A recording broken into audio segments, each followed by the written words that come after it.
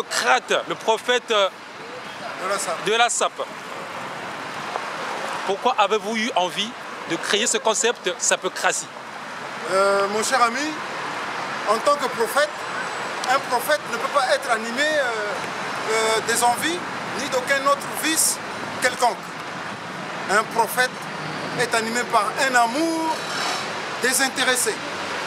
Et il est aussi prompt à être serviable si on lui demande ses services. Il peut aussi être amené à apporter sa pierre à un édifice. Alors, cette pensée que vous dites, cette question que vous dites, me fait penser au banquet de la sapocratie qu'il y a eu à la Défense, où je disais, le public me réclame. Le public me réclame parce que je suis son vrai dealer de sape. Et que vous, le public et Dieu l'Éternel, vous êtes les artisans de mon succès. Vous voyez? Donc, c'est pas une envie, mais c'est plutôt à la demande du public, à la demande des gens qui apprécient ce que je fais dans la sape. Alors, quand ces gens constatent mon absence, par exemple, hein, ils sont en quelque sorte en manque de leur dose de la sape. Et en cas de croisement en route, ils me disent, mais Monsieur Munkassol, pourquoi on ne te voit plus? Pourquoi? Mais moi je leur réponds tout simplement, mais écoutez, j'ai fait une petite pause, mais entre-temps, vous avez les DVD de la sape qui pullulent, qui sortent en permanence. Qui sortent en permanence. Non, ils ne sont pas contents, ils sont mécontents. Ils veulent voir le prophète de la sape en permanence dans la sape. J'ai dit, mais c'est aussi pour permettre les autres de vous dealer une sape. Non, dans ce DVD de la sape, on ne voit que des petits pays. La concurrence n'a pas sa raison d'être entre ces deux sœurs. Parce qu'on voit, il y a la sapocratie et la sapologie, tu vois. Du coup, on se pose des questions, attends. Vous avez parfaitement raison. Ok. La concurrence n'a pas sa raison d'être entre ces deux sœurs, dont les noms portent la même racine qui est sape. Dont les noms portent la même racine qui est sape. Mais par contre, la différence réside dans la méthode. Dans la méthode de labourer ce champ de la sape qui est une connaissance. La différence réside dans la connaissance. La sapologie privilégie le paraître au détriment de l'être. Il passe directement à la pratique dans l'espoir de créer une théorie de la sape. Ok. Vous voyez? Donc, peu importe la qualité des vêtements, la qualité des habits, que les habits soient haut de gamme ou bas de gamme, ça ne regarde pas les sapologues ou la sapologie. Donc, ces méthodes nous rappellent des passages bibliques où il y a eu la tour de Babel et l'image de Dieu taillée en veau d'or. Et le résultat a donné quoi? C'est que la tour de Babel s'est effondrée et l'image de Dieu taillée en veau d'or a été brisée par Moïse. Et la sapologie aujourd'hui, disloquée, éclatée, parce qu'ils attellent d'abord la charrue avant les bœufs. Vous voyez? Donc, quant à la sapologie, quand je disais qu'il existe la différence des méthodes, la sapologie par contre, et la sapocratie, théocratie, typora par contre, est une vue de l'esprit. Une conception théorique, autrement dit, mathématique, qui commence la sape par le théorème de Munkassol, qui est M au carré plus J égale 13I. Ah, c'est trop fort. Tonique et 13I analogue.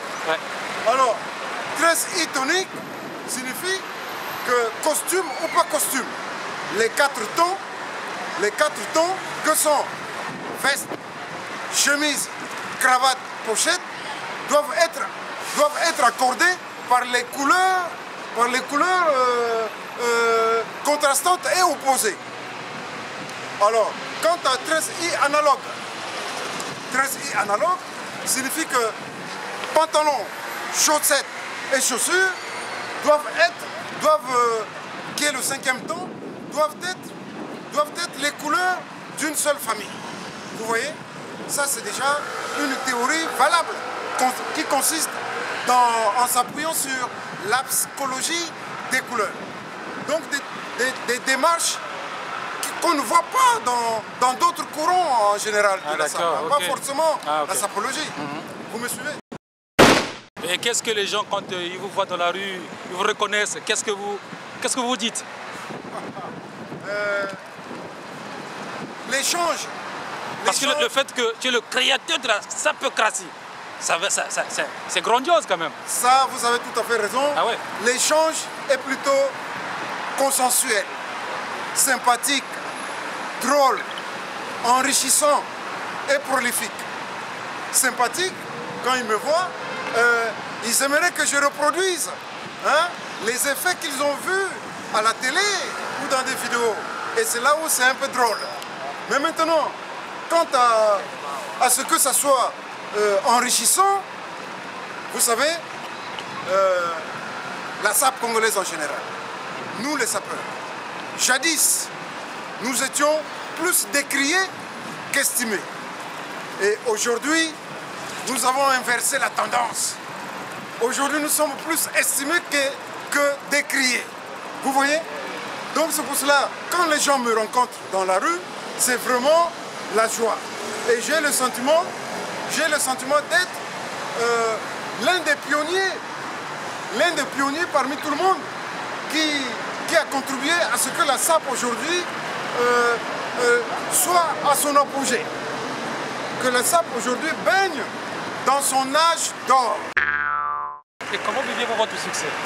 C'est la question que je me pose tout le temps. Mais comment vivez-vous votre succès? Parce que du coup, la sapocratie, actuellement, ça fait bouger tout le monde. Hein? Et du coup, mais je me dis, mais attends, Mukasson, le prophète, mais comment il se ressent? Comment tu te ressens, mon grand? Mon frère, vous savez, ce mot succès, d'abord, d'emblée, je vous dis que ma part de succès, je suis en train de la savourer lentement. Mais ce mot succès, que ce soit au singulier ou au pluriel, prend toujours un S. Donc vraiment, s'il ne faut pas parler des autres, ça serait égoïste de ma part.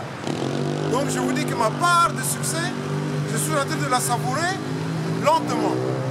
Mais il y a aussi les autres sapeurs qui ont contribué à la SAP du Congo. Il y a aussi surtout les sapeuses. Parce que les sapeuses sont le dernier maillon de la chaîne qui a fait que la SAP congolaise baigne dans son âge d'or aujourd'hui. Lydia, la vraie chérie, la Congolia, par exemple, savoure aussi son succès. Chimène Montouari savoure aussi son succès. Huguette Moussodia, Gigi Mia, la prêtresse Mère Dallas savourent aussi leur succès. Alors, quand je cite ces noms de ces sapeuses, vraiment, nous les sapeurs, nous leur sommes très redevables. Parce que le mouvement, Dieu a créé Adam et Ève. Donc un mouvement ne peut pas être seulement constitué seulement d'hommes. Sinon les gens risquent de vous traiter, mais quoi? Ce sont des PD ou quoi? Ça c'est vrai, ouais. Voilà. Donc ces sœurs-là, les sapeuses, en tout cas, il faut respect aux sœurs sapeuses.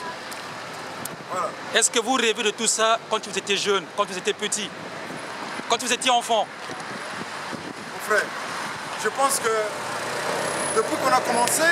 Je sais que vous parlez, oui, vous parlez, mais est-ce que quand vous étiez enfant, qu'est-ce que vous pensez est-ce que vous rêviez de tout ça? Un jour, je serai sapeur ou sapocrate? La SAP, on ne rêve pas la SAP. On ne rêve pas la SAP. J'ai déjà, si vous m'avez bien suivi au début, j'ai dit que c'est une puissance qui vous domine, qui vous envahit. On ne rêve pas la SAP au passé, au présent, ni au futur. Vous voyez? Donc, c'est ça, on ne rêve pas la SAP. Ah oui, elle est une puissance, mon frère. De quoi rêviez-vous maintenant en tant que sapocrate? Puisque vous avez du succès et vous avez tout. Que rêviez-vous maintenant? Mon frère, je viens de vous donner déjà la réponse en général. Je vous ai dit qu'on ne rêve pas la SAP au passé, au présent ni au futur. C'est la SAP qui vient vers vous. C'est la SAP qui vient vers vous. Donc, quand elle vient vers vous, c'est comme un appel. Vous devez répondre à un appel. La SAP pour moi est une vocation. Une vocation. Vous me suivez? Donc tout ce que je fais en ce moment, ce n'est plus moi qui le fais. C'est elle qui s'est incarnée en moi. Donc la SAP est une vocation. Donc je ne fais que répondre à une vocation, à un appel. Voilà ce que je peux vous dire. Et votre dernier mot par rapport à ce que le concept sapocratique? Mon dernier mot, je dis ceci, que la SAP en général est une opportunité, à saisir pour quiconque. Parce que tout le monde est sapeur en puissance. Tout le monde est sapeur en puissance. Donc, une opportunité à saisir pour quiconque. Parce que, vous savez, en dehors de comment on appelle, de la sapocratie, je suis aussi fondateur de l'association Culture SAP Universelle. Vous voyez? Donc, dans Culture SAP Universelle, laissez-moi vous dire que chacun d'entre nous, même vous, monsieur SF Laclaque, oui, je suis là. Chacun d'entre nous a en lui la graine de la SAP. Chacun d'entre nous a en lui la graine de la SAP. Donc, cette graine cultivée dans l'association Culture SAP Universelle deviendra une plante. Et qui finira par donner elle aussi des grains. Donc, par l'amour de la SAP, ça a donné à la SAP les enfants. Qui que ce soit d'âge, il n'y a pas d'âge dans la SAP. Il n'y a pas d'âge, il n'y a pas de distinction de race ni d'ethnie. Donc, la SAP peut amener un enfant, un adulte, à passer un diplôme, par exemple, un doctorat en SAP, ou être thésard en SAP. Vous voyez? Donc, quelqu'un qui écarte les jeunes, qui empêche les gens de s'adonner à la SAP, moi je dirais que cette personne-là fait par là preuve d'un obscurantisme pas possible. Vous voyez? Donc il est discriminant. Il faut donner la chance à tout le monde. La SAP est une université des facultés. Il y a de la sociologie dedans, il y a de la psychologie dedans, il y a de l'anthropologie dedans. Vous voyez? Donc elle doit être faite par tous. Alors là, mon frère, vous savez, je vous ai dit tout à l'heure que la sapocratie, c'est une puissance d'assembler vêtements et chaussures. Je vous ai parlé tout à l'heure de 13 I analogues. Hein?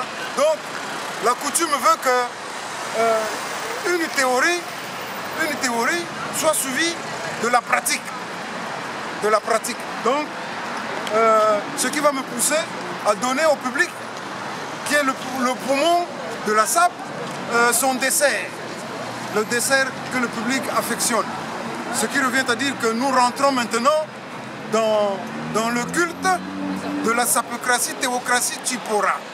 Mais d'abord, avant, vous êtes en train de m'entendre prononcer le mot Tchipora.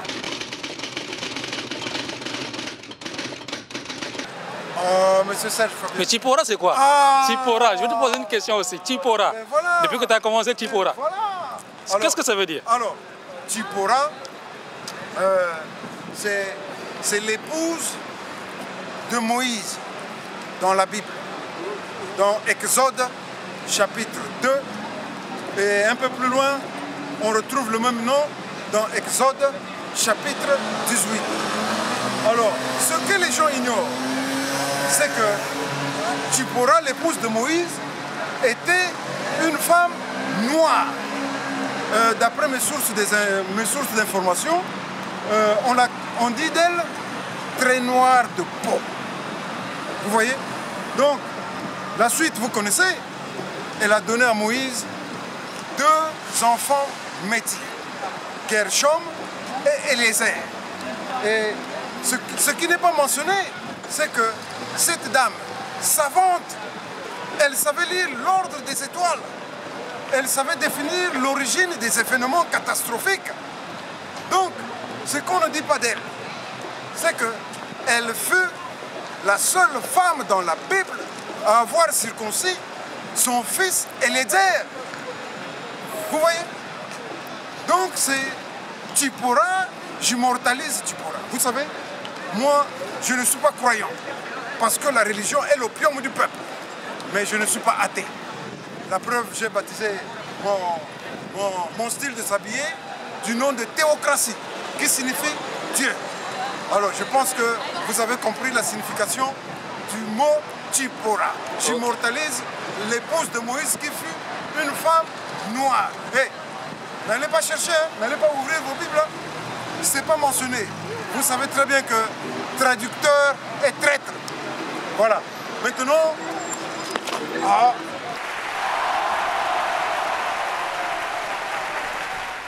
Au fait de la sape, oui. Mais on ne sait pas comment tu es habillé. Depuis que tu as commencé à parler, mais tu ne montres pas tes griffes. Je comprends. Parce que nous les Congolais, c'est les griffes, hein, et les diatances, voilà. Je comprends. Vous voulez que le culte de la sapocratie, théocratie, commence? Bien sûr. Bien. Vous savez, comme tout bon culte, un sermon ne commence jamais sans un cantique. Alors, vous allez entendre le cantique, le nouveau cantique du culte de la sapocratie. Mon Kasson, Jérusalem, mon Kasson, international, Roi Bateke et l'Axagriffe. Vous savez, en aparté, j'ai cherché à savoir, j'ai téléphoné Lydia Lafraîcherie pour savoir ses motivations de d'avoir composé ce poème. Elle m'a répondu, vous savez, le Roi Bateke, il ne faut pas qu'on se leurre. Hein? Vos compétences dans la sape sont inégalables. Vous êtes le meilleur sapeur du monde. Cocorico, hein? Cocorico, cocorico, cocorico, helelele, cocorico, le monde andé, cocorico, cocorico, gantier, cocorico, ulumanyama, cocorico, ngabiko, cocorico, kawafutube. Donc là, je vous ai amené danser le likembe de Sanaga Bambama. Voilà. Maintenant, je vais vous donner le dessert du public. Monsieur Serge Fabien, là, vous avez touché un point culminant.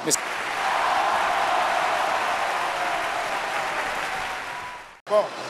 Là, il faut nous démontrer comment tu es habillé. Alors là, c'est ça la sapocratie. Que des œuvres d'art. Ça, c'est du Georges Reich. Parce qu'un sapocrate ne peut pas manquer des gants. Et là, pour l'instant, sur tout ce que j'ai mis, ça fait un total de 27 couleurs. Bon, on ne donne pas de limitation de couleurs dans la sapocratie. Voilà. Alors, vous savez, les gants chez les boxeurs, hein, chez les boxeurs, dans un ring, quand un boxeur prend l'avantage sur son adversaire, il est en train de lui asséner des coups. On dit que il est en train de lui faire un travail de sape, comme ceci. Hein.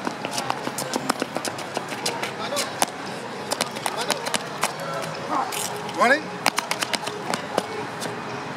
Hein? Le Roi Bateke, mais montre-nous d'abord tes griffes. Voilà, mais j'arrive. Nous, on n'en cherche pas à savoir. Nous, Oui, c'est les griffes, on cherche. Donc, ça fait partie du culte, là. Là, ça fait déjà 27 couleurs. Voilà. Bon. Vous savez, ça, c'est un blazer. Un blazer, un costume plutôt. J'ai laissé le pantalon, un costume smoking. J'ai laissé le pantalon à la maison parce que j'avais un match d'entraînement à faire.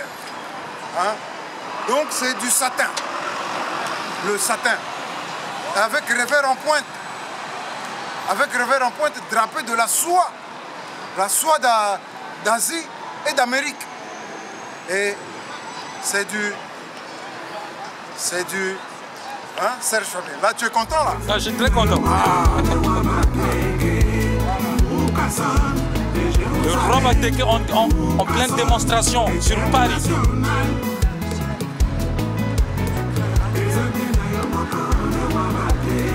C'est du Dolce Gabbana. Et, chers amis, je vous avais déjà dit à la défense que moi je ne porte pas les pièces ni les prêt-à-porter qu'on trouve partout là dans Paris. Dans Château-Rouge, Barbès et le royaume des prêt-à-porter, c'est République. Moi je porte les œuvres d'art. Les œuvres d'art qui n'ont pas de durée. Là, vous avez du Dolce Gabbana. Alors, cette chemise, vous voyez, sa surface est ondulée. Je ne peux pas donner ça au pressing. Hein. Je ne sais pas si vous pouvez zoomer sur ces fleurs dentelées. C'est pas lisse. Hein. Il y a des fleurs dentelées. Prends ça bien, mon frère. Donc, c'est une œuvre d'art. Et c'est le coton d'Égypte. Le coton d'Égypte, un coton labellisé, où les Pablo Picasso faisaient sa peinture. Vous voyez? Donc là, vous avez déjà Dolce Gabbana. Bon, le gilet. Je vous avais dit, c'est un assemblage de vêtements, chaussures et accessoires. Là, vous avez les pointes qui sont des pierres précieuses, du rubis. Voilà. Maintenant, mon frère, j'ai un problème là. Je ne sais pas si tu peux. Vas-y. Viens là, mon frère.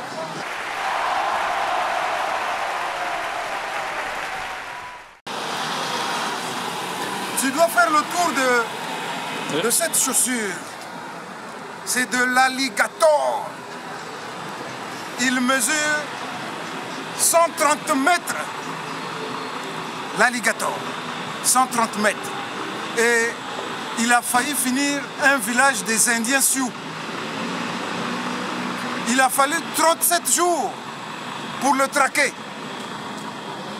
Et dans son ventre, on a trouvé 2500 animaux, dont 1500 alligators et 500 crocodiles.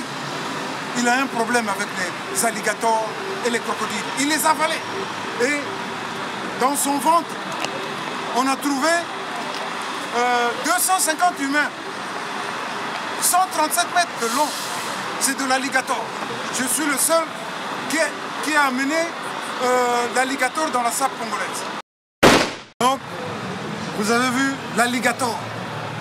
Je vous ai dit tout à l'heure qu'il mesure 137 mètres. Il a fallu 39 jours de traque pour l'arrêter. Et chers amis, le jour qu'un sapeur va me présenter un bottier plus royal que John Lop, plus royal que John Lop, plus royal que John Lop, j'arrête la sape. J'arrête la sape. Ça, c'est le roi des cordonniers, le cordonnier des rois et des princes. Je suis le seul sapeur congolais qui a introduit John Lop dans la sape congolaise.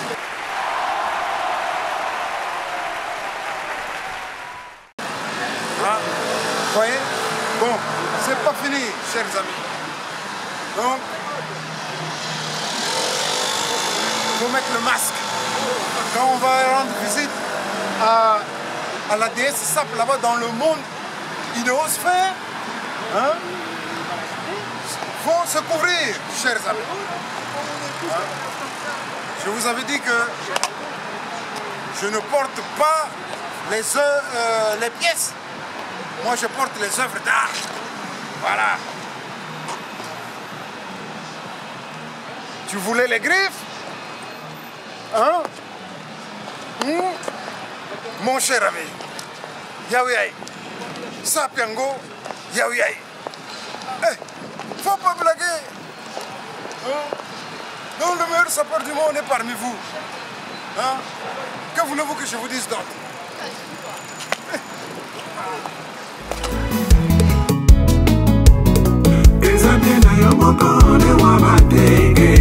Natika kelasi pona yo papa nakota kikumbi pona yo gaiton natika kelasi pona yo papa nakota kikumbi pona yo gaiton naboya mobali nanga pona yo gaiton Moucasson de Jérusalem, Moucasson international.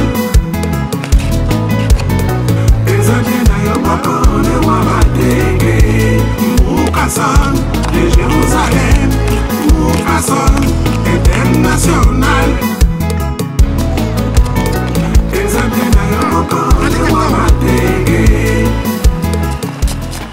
Anaconda. Les scientifiques ont dit que... Ils ont dit quoi? Les scientifiques ont dit quoi sur l'anaconda? Que Anaconda a un problème avec les alligators. Ah bon? Ils ont trouvé 1500 alligators dans son ventre. Ah bon? Il on ne savait pas? 500 crocodiles. C'est pas la rigolade. Donc, et c'est où ça? En Amazonie? À l'Amazonie ou... Ah bon? Moi je pensais que c'était en Afrique. C'est le roi des reptiles. Ah ok. 137 mètres, même Carl Lewis ne peut pas le doubler. Ah bon?